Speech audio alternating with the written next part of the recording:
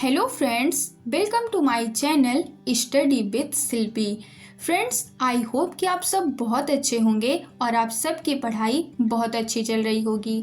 Friends, आज के इस वीडियो में हम जानेंगे कि यूजीसी नेट क्या होता है, यह परीक्षा साल में कितनी बार और कब कब होती है और इस परीक्षा को देने की योग्यता क्या होती है और इस परीक्षा को देने की उम्र सीमा क्या होती है। फ्रेंड्स, साथ में हम यह भी जानेंगे कि अगर इस एग्ज़ाम को हम पास कर लेते हैं तो इसके क्या फ़ायदे होते हैं। तो चलिए फ्रेंड्स, अपने इन सभी सवालों के जवाब जानते हैं अपनी इस वीडियो में। फ्रेंड्स, सबसे पहला सवाल कि यूजीसी नेट क्या होता है। फ्रेंड्स, यह ऑल इंडिया लेवल पर होने वाला एग्ज़ाम है जिसकी परीक्षा एनटीए यानी कि नेशनल टेस्टिंग एजेंसी के द्वारा कराया जाता है। फ्रेंड्स, यह एक एलिजिबिलिटी टेस्ट होता है जिसको पास करने के बाद आपको एक सर्टिफिकेट दिया जाता है।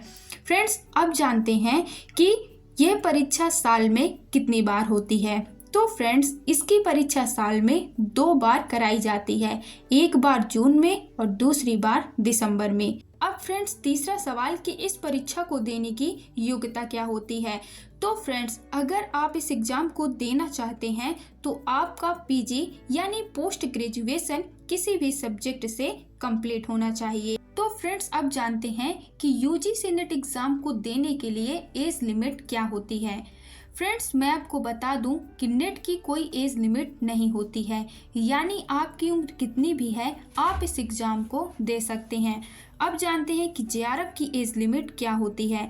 तो फ्रेंड्स, अगर आपको जेआरएफ का एग्ज़ाम देना है तो अगर आप सामान्य वर्ग से हैं तो इसकी एज लिमिट होती है 30 वर्ष, लेकिन अगर आप आरक्षित श्रेणी के छात्र हैं तो इसके लिए एज लिमिट होती है 35 वर्ष। यानी कि अगर आपको नेट का एग्ज़ाम देना है तो उसकी कोई एज लिमिट नहीं होती, आपकी उम्र कितनी भी है आप इस एग्ज़ाम को दे सकते हैं।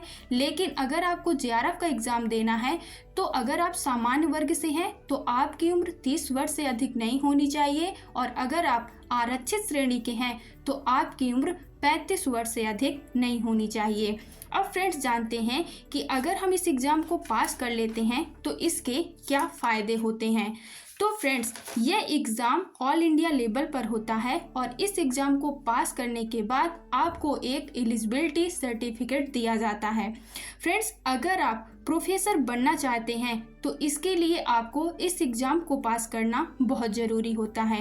फ्रेंड्स, इस एग्ज़ाम को पास करके आप पीएचडी कर सकते हैं, यानी आप रिसर्च के फील्ड में जा सकते हैं और फ्रेंड्स, आप किसी भी कॉलेज या फिर यूनिवर्सिटी में एज ए असिस्टेंट लेक्चरर भी पढ़ा सकते हैं।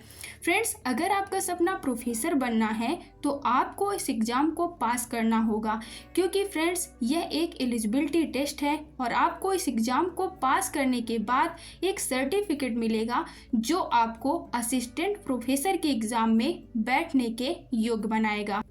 तो फ्रेंड्स, अगर आप परमानेंट प्रोफेसर बनना चाहते हैं तो इस एग्ज़ाम को पास करने के बाद आपको असिस्टेंट प्रोफेसर का एग्ज़ाम भी पास करना होगा। सिर्फ नेट क्वालिफाई करके आप परमानेंट प्रोफेसर नहीं बनते हैं। नेट क्वालिफाई करके आपको एलिजिबिलिटी सर्टिफिकेट मिलेगा, जिसके बाद आप असिस्टेंट प्रोफेसर का एग्ज़ाम देंगे और उस एग्ज़ाम को पास करके आप परमानेंट असिस्टेंट प्रोफेसर बन जाएंगे।